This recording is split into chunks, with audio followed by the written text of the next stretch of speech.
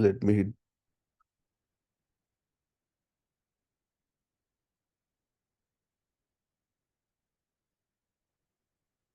So let's get into this topic, the paradox of likes and dislikes. So before we go further, let's begin with a clarification for those wondering.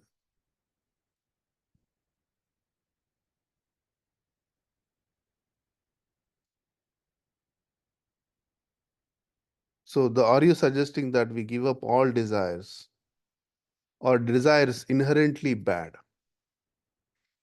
No, we all have desires and aspirations. In fact, the spiritual anatomy project itself is a desire for self-improvement. So desire is an expression of the soul's yearning for transcendence. But because of samskaras, the energy of desire is often misdirected towards lower aims in life. It's as if a piece of iron is placed next to a compass and skews the true north. So, in the case of soul's true north, the compass is cluttered with iron filings of samskaras, causing each chakra to become a pole of its own, leading us toward different directions instead of the main objective. It's easy to say overcome desire, but the reality is that it is not that simple. Repressing desire is not a permanent solution. So, this is something we need to understand. Repressing desire. I'll talk more about it. Just let me finish the reading. Is not permanent solution as it may work sometimes but not always. So in many cases, repression creates much heavier blocks than the desire itself. So another option is to satisfy reinforcing the attachment. Give up desires can create strain, while giving in to the desire strengthens the attachment. So what is the solution? So it is either way there is a problem. Desire is the energy created by lack. While you cannot create or destroy energy, you can transform it. The energy of desire can be transformed by attaching it to something higher, such as higher values and goals. By allowing the mind to rest on higher principles and goals and creating the protective barriers of discrimination and renunciation, we make better choices. So, in our day to day life, be mindful of the sequence of desires. The sequence starts with a simple wish. Okay. From wish, it moves to desires. From desires, it moves to expectations, which leads one to demand that their expectations must be fulfilled. Demand then lead one to insist it is my right. So there is a lot of things here at play when it comes to desire. If you read Bhagavad Gita, all the most of the part you talk about, you hear this become desireless. And the people who are reading it will think, just like how Daji said, we repress the desires. Okay, I like to eat ice cream, don't eat ice cream. So you become desireless. Correct? That's how general thinking is. That's how we think. Oh, if I have a desire, I should repress it. Okay, there are certain desires. I am going on the road and then I see a nice car somebody is driving. So now I have a desire to have that car. And so now I don't want to repress it. Should I steal it? Right? So now there is a balance. So most of the stealing happens, why? Because like here, it is, you read it here. demand then leads one to insist it is my right.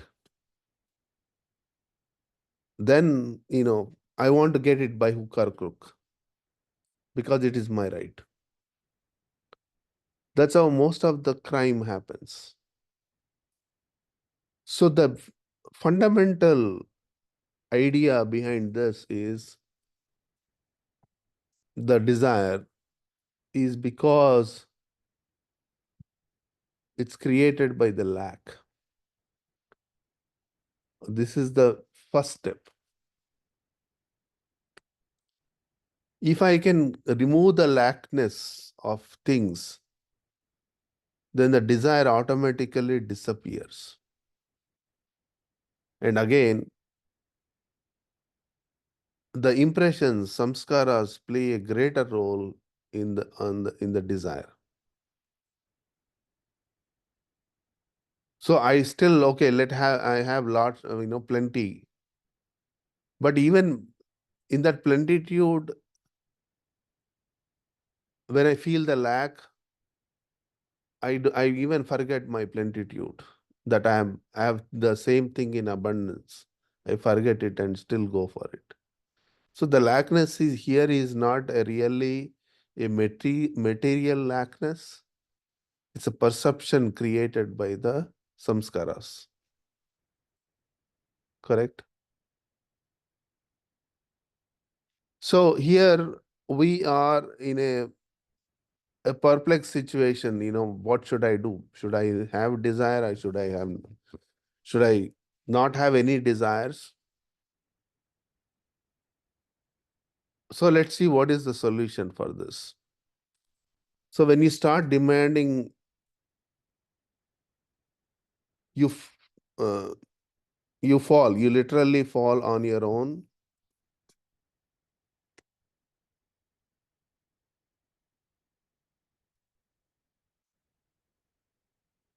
Fall on your own eyes. Your heart knows what you are doing is wrong, but your ego prevents you from correcting the action. If this tendency continues, then it leads to self-isolation and guilt. That's why, if you notice, the prayer in heartfulness has the line, wishes putting bar to our advancement. The wisdom behind this line is to address the root cause of our wishes. This flow, I'm going to talk about these wishes again.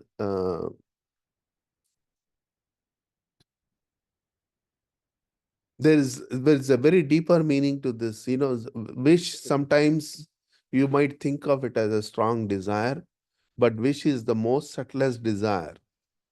Sometimes the nature fulfills it. And because of our lower tendencies, we are always wishing for wrong things. So this flow from desire to demand to deserve and the accompanying guilt corresponds to the remaining 3 points, A, B, D, and D. Understanding the flow will make you self-aware and help you take the actions needed to eliminate the root cause for triggering samskaras. So C is where we are absorbing all the external conditions or external world. So through point C, we interact with the external world. But when you come to the A, B, and D, where the B point, where the aspects, the desire aspects become stronger at B, and D is the guilt point. So point A and B, possessions and sensory experiences, are at point A and B. Let's do an experiment together. I want you to take a piece of paper. This can be in your meditation journal or elsewhere, and provide a page in two columns. In the first column, write your likes, and in the second column, write your own dislikes. Your list could have likes that include a luxury car, nice espresso vacations, hot yoga, time with family, and so on. And in the column of dislikes could be falling sick, losing the loved one, heartbreak, pineapple on pizza, and so on. Once you have at least 10 items in each column, analyze the list. You will notice two things. First, your likes and dislikes reflect your desires. We all want with what we lack. Desire for a car, the warm relationship, a great career, closure from pain, and more money are all our desires to fulfill a perceived lack in life. And the second thing you will notice that most items fall into two categories: possessions or experiences. For example, an espresso, hot yoga, and cold shower are experiences. A luxury car, a Kashmiri sweater, and a vintage record album are possessions. Desires about possessions, power, status, and worldly things disturb point A. The more you insist on having that which,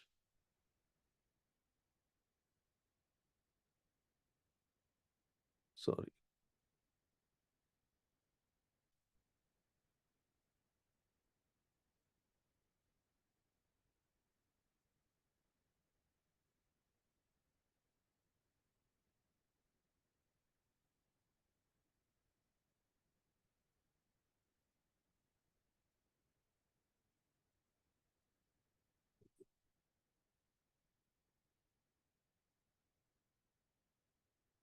see, I lost the reading. This Kindle keeps jumping.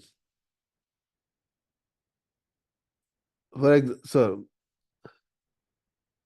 the more you insist on having that watch, a promotion, that vacation, whatever it may be, the more samskaras you create.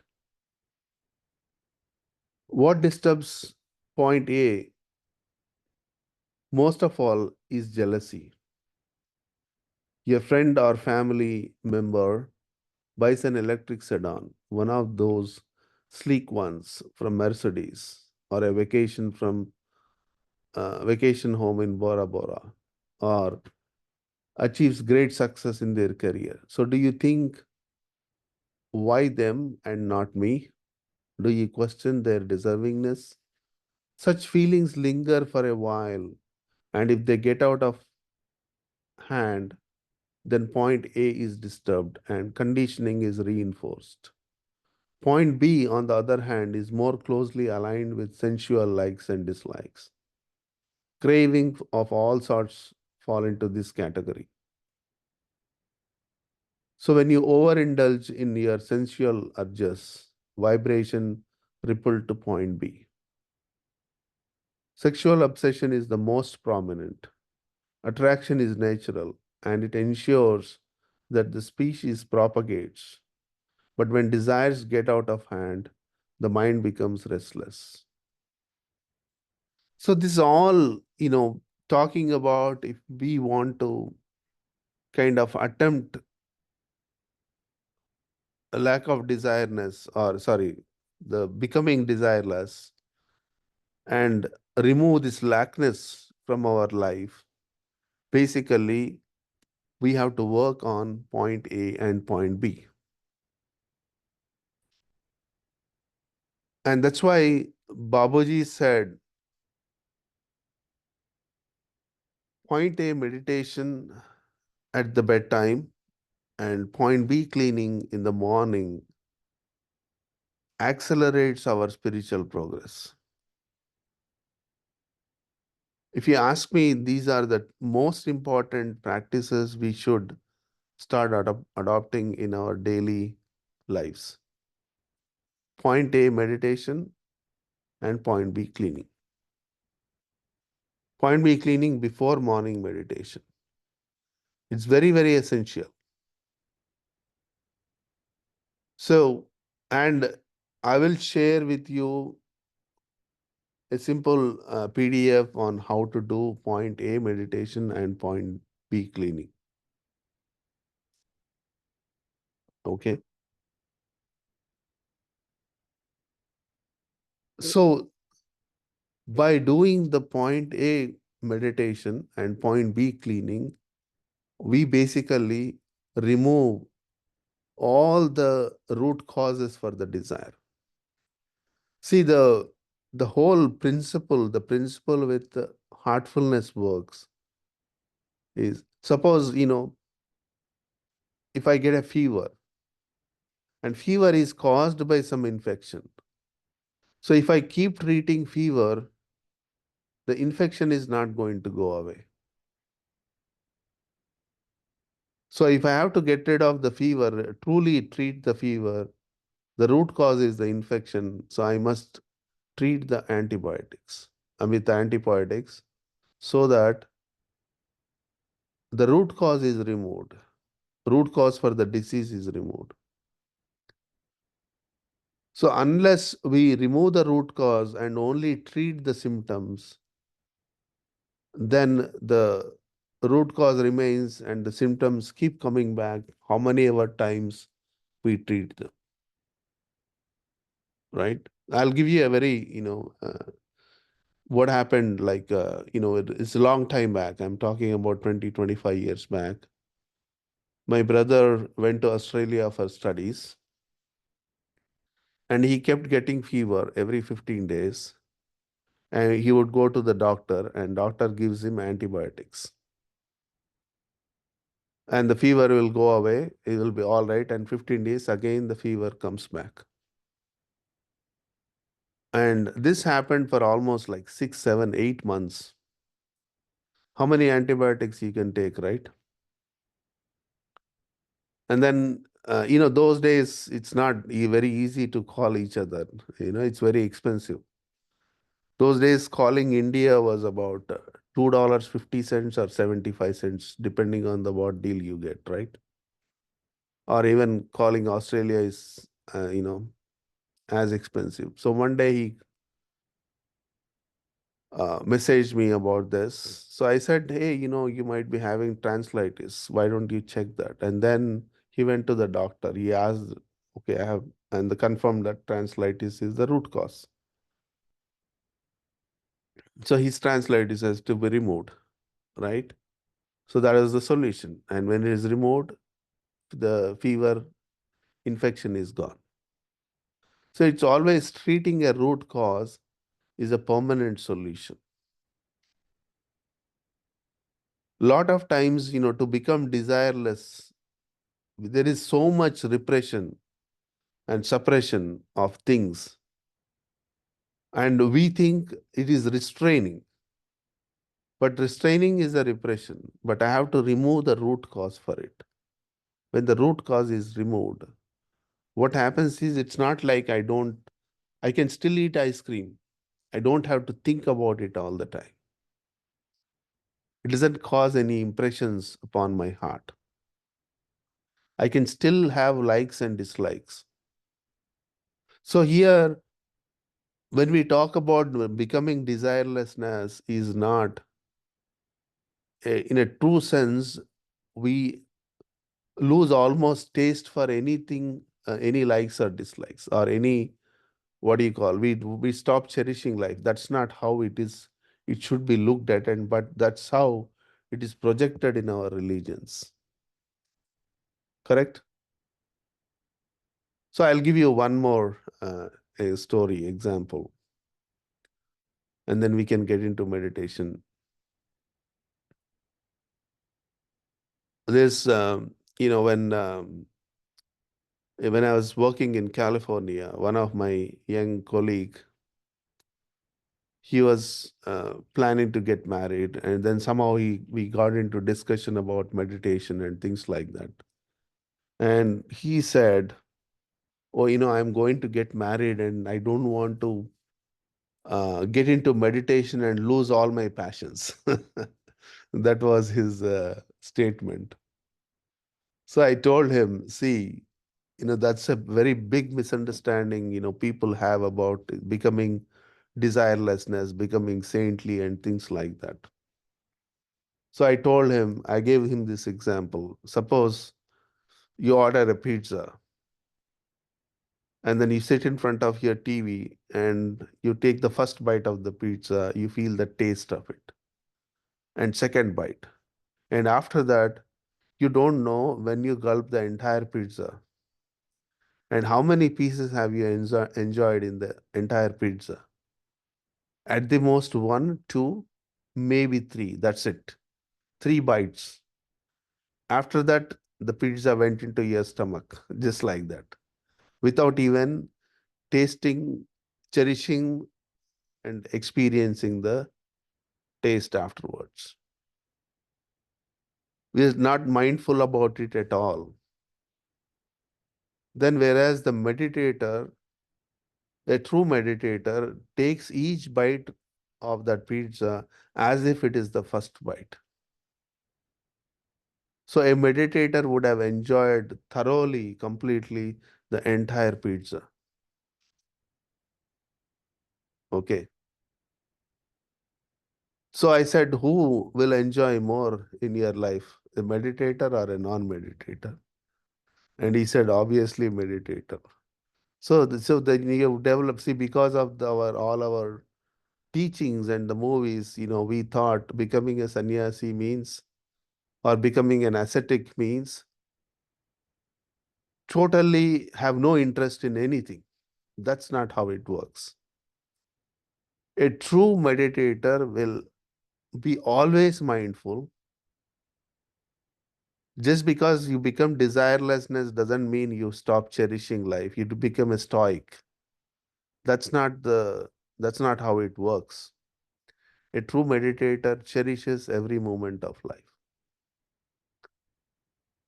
And with all energy, because now your energy is not drained because there is some lackness. You always feel complete. And that completeness is the result of point A meditation and point B cleaning. So maybe in our next session, we'll practice point A meditation and cleaning. So let's get into meditation. Kesri brother, would you like to conduct the session today?